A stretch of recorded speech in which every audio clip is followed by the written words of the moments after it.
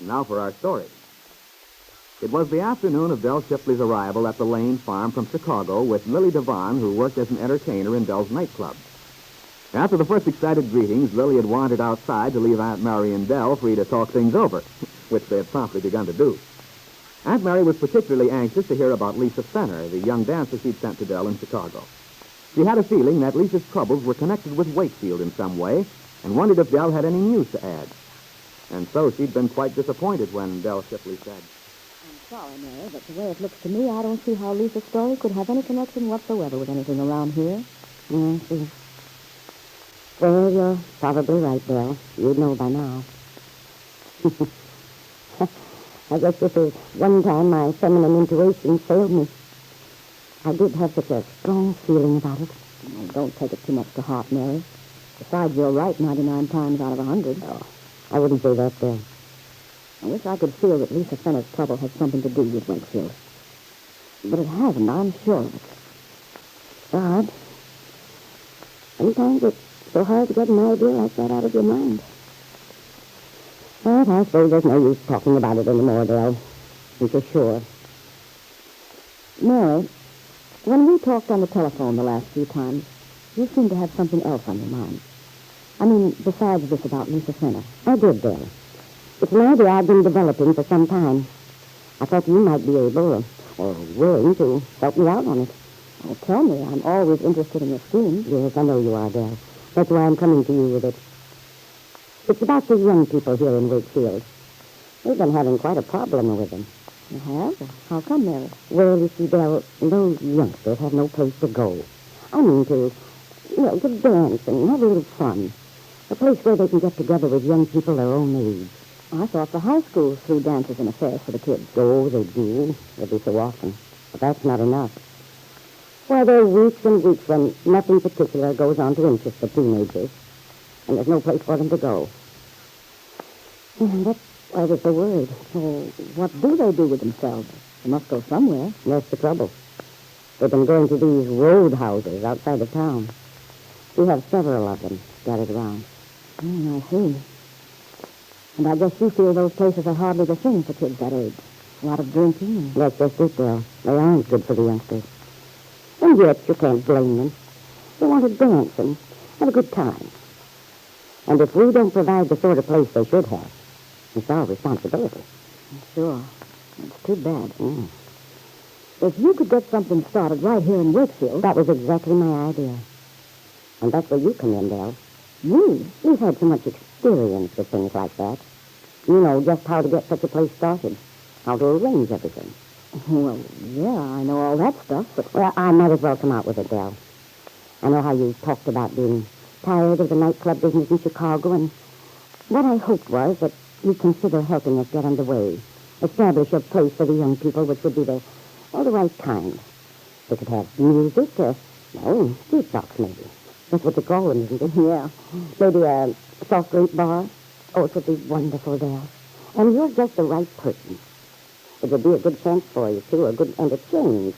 Running that nightclub of yours is such a responsibility. This might seem almost like a vacation. Yeah. I admit I've complained about being fed up. I do get tired, what with all the pressure of things there in Chicago. I know.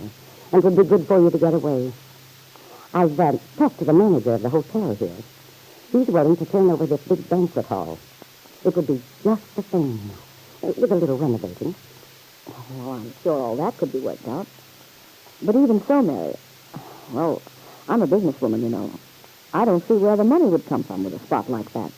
You don't want to charge the kids very much. You can't. Oh, no, of course not. Oh, I have to think of that side of it, too, you know. I've got a living to make. Worse luck. I realize that, Bill.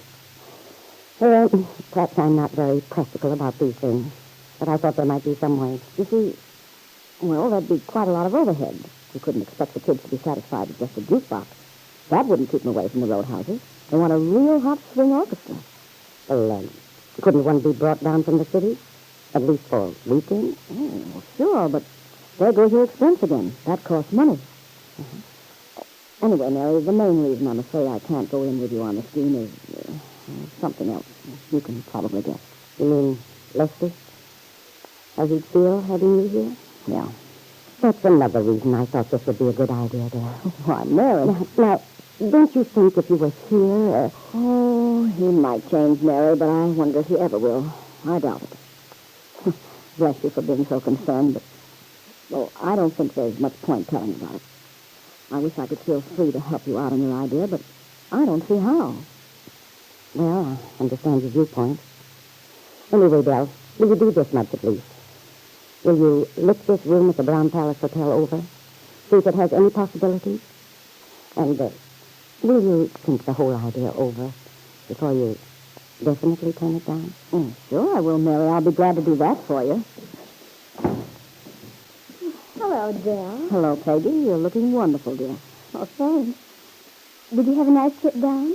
Sorry, I wasn't here to welcome you, but I had some errands in town that I just had to do. Well, that's okay. I didn't expect a brass band, you know. Peggy, we have a nice surprise for you. A surprise?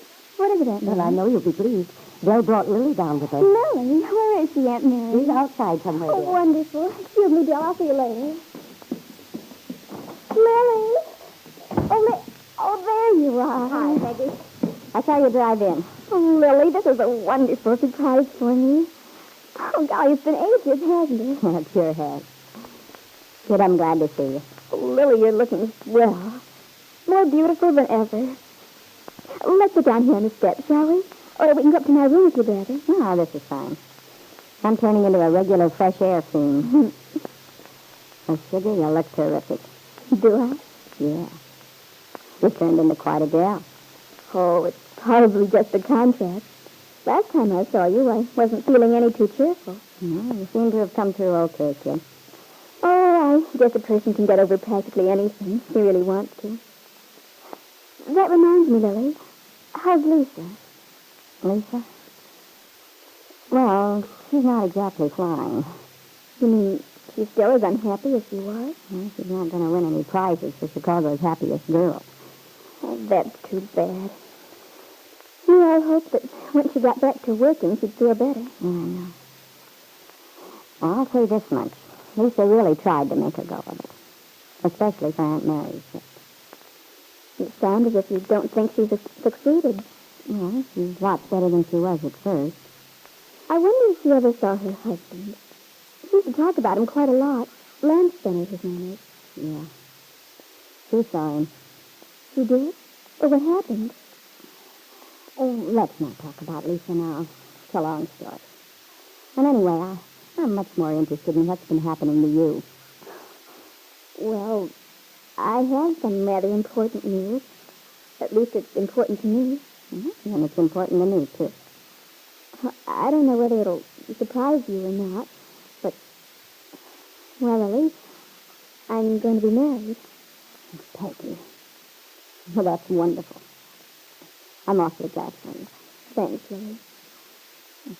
So Bill Meade finally got his divorce. But, Lily, I'm not... Bill's not the one I'm going to marry. He's not? Well, then who are you? I'm going to marry Nicholas Dorn. Nicholas Dorn. Oh, yes. Lisa mentioned something about a writer named Dorn, but I didn't take it seriously. Just the same, it is serious. Because I'm going to marry Nicholas very soon. Aunt Mary came to the front door then, summoned the girls in for a cup of tea, so the subject of Peggy's wedding was dropped for the time being. But both of them knew there was much more to be said whenever the opportunity came. What had happened to Peggy, Lily wondered. She felt sure her friend was still in love with Bill Meade, and, well, if she did love him, why was she planning to marry someone else? Well, she'd find out the next time they talked.